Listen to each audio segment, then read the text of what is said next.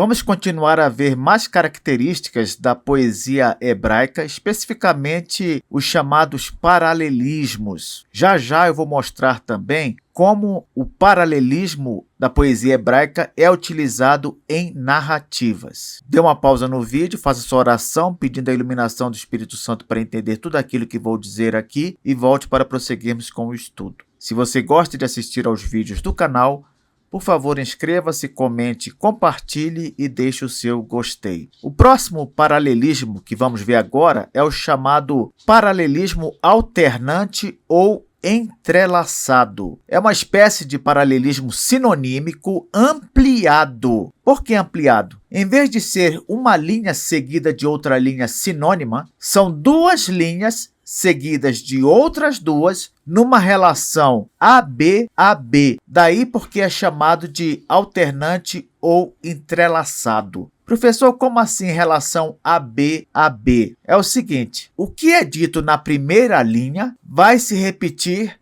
na terceira linha. E o que é dito na segunda linha vai se repetir na quarta linha. Por isso, alternante ou entrelaçado. Entendeu agora? Vamos ver um exemplo em Provérbios 14, 12. Há caminho que ao homem parece direito, mas o fim dele são os caminhos da morte. Ainda que pareça reto, no final leva à destruição. Veja só o que eu falei. O que é dito na primeira linha, há caminho que ao homem parece direito, é repetido com outras palavras na terceira linha. Ainda que pareça reto, viu a relação? Na primeira linha, caminho que parece direito. Terceira linha, ainda que pareça reto. E aquilo que é dito na segunda linha, mas o fim deles são os caminhos da morte, é repetido com outras palavras na quarta linha. No final, leva à destruição. Então, caminhos da morte corresponde à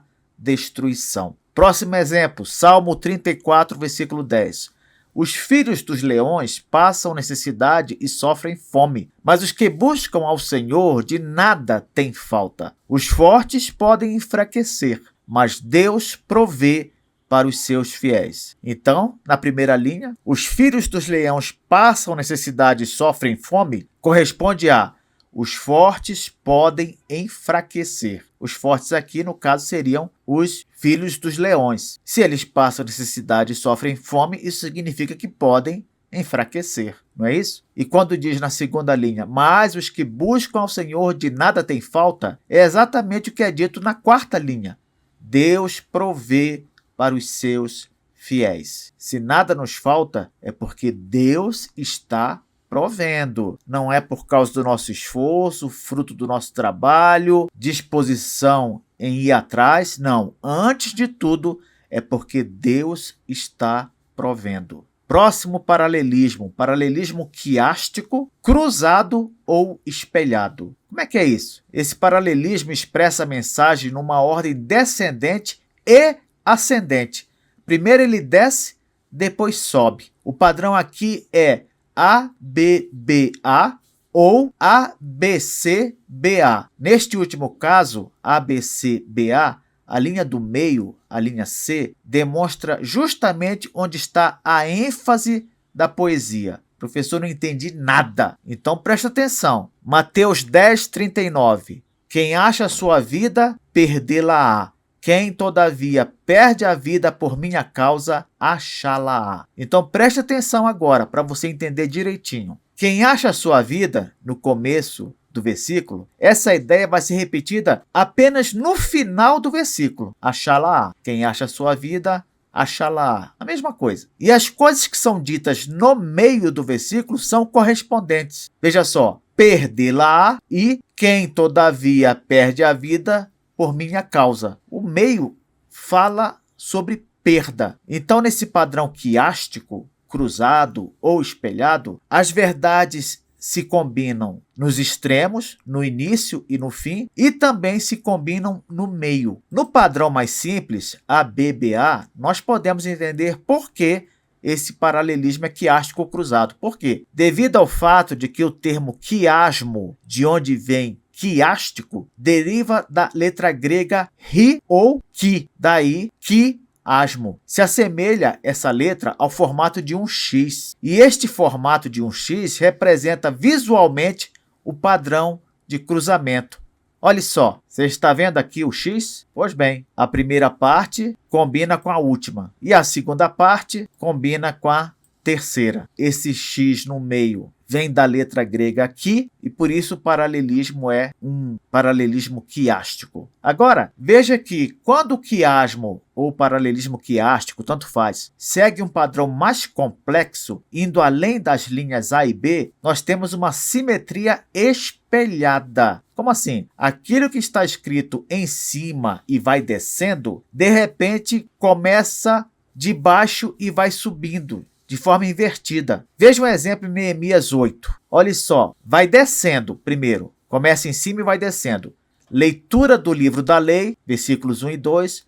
O povo responde e adora ao Senhor, versículos 3 a 6. Compreensão da leitura, versículos 7 e 8. E este dia é santo, não lamente e nem chores, versículo 9. Aí aqui no meio nós temos o foco do versículo. É a parte central, é a parte que o escritor bíblico inspirado quis enfatizar. Essa parte central, ela representa justamente o meio do quiasmo. A partir dela, as coisas que foram ditas anteriormente vão ser ditas de novo, agora de baixo para cima. Veja só, este dia é santo, não te aflijas. Corresponde à última parte do trecho de cima. Aí continua. Ao ler, compreendem que devem celebrar cabanas. Mesma coisa, veja o espelhamento em cima. A seguir, o povo responde e faz cabanas. Veja o espelhamento com o povo responde e adora ao Senhor. E por fim, termina com leitura do livro da lei.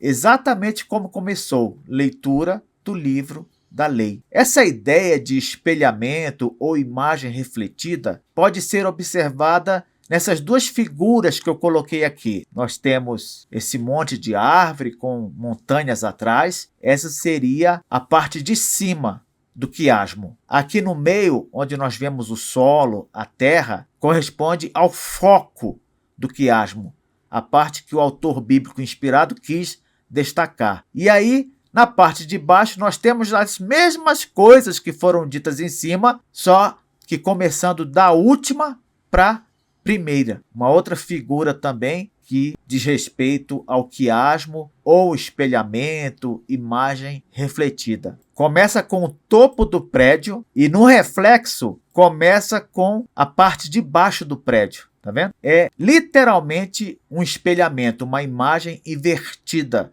o que nós temos embaixo. O mais interessante, no caso desse padrão complexo que acabamos de ver, é justamente que aquilo que estiver no meio do quiasmo é o foco do quiasmo, é a sua ideia principal. Aquela ideia, como eu tenho dito aqui, que o escritor inspirado por Deus quis dar ênfase. E por que é muito importante saber disso? Porque quando você encontra uma narrativa que tem nela um quiasmo, esse recurso da poesia hebraica, na hora você sabe o que observar. Professor, me dê aí um exemplo de paralelismo quiástico ou quiasmo numa narrativa. Vamos lá. Torre de Babel, em Gênesis 11. Diz assim, versículo 1. Ora, em toda a terra havia apenas uma linguagem e uma só maneira de falar. Sucedeu que, partindo eles do Oriente, deram com uma planície na terra de Sinar e habitaram ali. E disseram uns aos outros, vinde, façamos tijolos e queimemo-los bem. Os tijolos serviram-lhes de pedra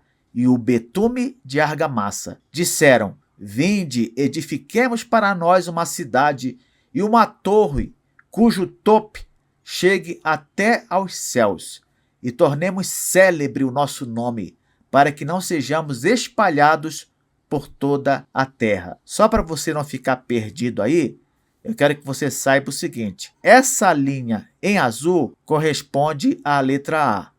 A linha em verde corresponde à letra B. As linhas em laranja correspondem à letra C. E a linha vermelha que está no meio é justamente a letra D, a parte central do quiasmo. Se essa é a parte central do quiasmo, essa é a parte principal dessa história. E o que a parte principal diz? Diz o seguinte: então desceu o Senhor para ver a cidade e a torre que os filhos dos homens edificavam. E o Senhor disse: eis que o povo é um e todos têm a mesma linguagem. Isto é apenas o começo.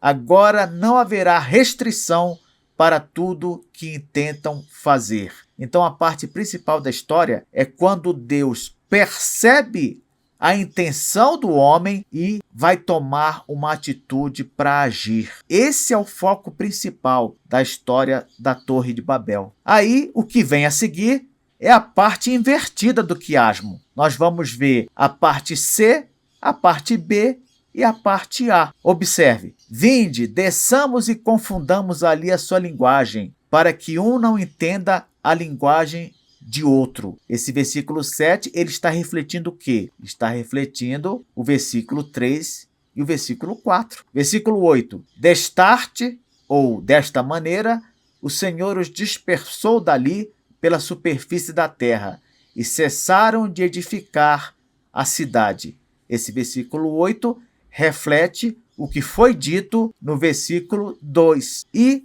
por fim, o versículo 9, chamou-se-lhe por isso o nome de Babel, porque ali confundiu o Senhor a linguagem de toda a terra, e dali o Senhor os dispersou por toda a superfície dela. Esse versículo 9, que termina o quiasmo, ele corresponde ao versículo 1, entendeu? Outro exemplo de quiasmo em outra narrativa. Agora uma narrativa lá no Evangelho de Marcos, capítulo 3, versículos 20 a 35. Eu não vou ler todo o quiasmo, apenas a parte central dele, porque é nessa parte central, como eu tenho dito, que está o foco da narrativa. E o que diz a parte central? Versículos 23 a 29. Então, convocando-os, Jesus lhes disse por meio de parábolas: como pode Satanás expelir a Satanás? Se um reino estiver dividido contra si mesmo, tal reino não pode subsistir. Se uma casa estiver dividida contra si mesma, tal casa não poderá subsistir. Se, pois, Satanás se levantou contra si mesmo e está dividido, não pode subsistir, mas perece. Ninguém pode entrar na casa do valente para roubar-lhe os bens, sem primeiro amarrá-lo, e só então lhe saqueará a casa. Em verdade vos digo que tudo será perdoado aos filhos dos homens, os pecados e as blasfêmias que proferirem, mas aquele que blasfemar contra o Espírito Santo não tem perdão para sempre, visto que é réu de pecado eterno. A parte principal dessa história é Jesus explicando que acusar aquele que age pelo poder do Espírito Santo como agindo pelo poder de Satanás é um pecado imperdoável. Depois você pode conferir com mais calma como a parte de cima é refletida na parte de baixo. O último exemplo que veremos agora sobre esse quiasmo numa narrativa está em João 5, 19 a 30. Vou imediatamente ler a parte central desse quiasmo, versículos 24 e 25, que dizem: em verdade vos digo, quem ouve a minha palavra e crê naquele que me enviou, tem a vida eterna.